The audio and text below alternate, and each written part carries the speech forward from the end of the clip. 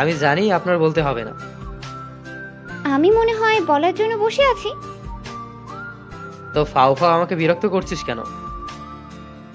ফাউ ফাউ হবে কেন? আমার তো ফাউ ফাউই মনে হচ্ছে। তোমাকে খুব ইম্পর্টেন্ট একটা কথা বলার আছে।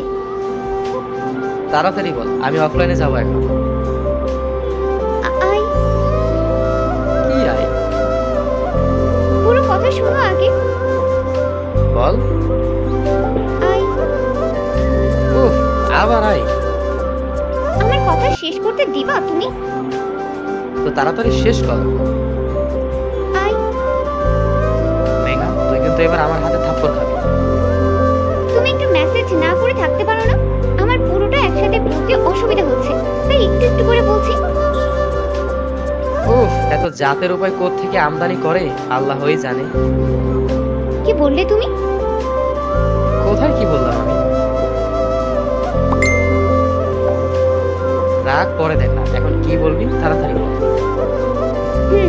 বলছি। ভালো, একটু সাহস দাও। মেঘা, তুই কি বলবি নাকি আমি বেরিয়ে যাব?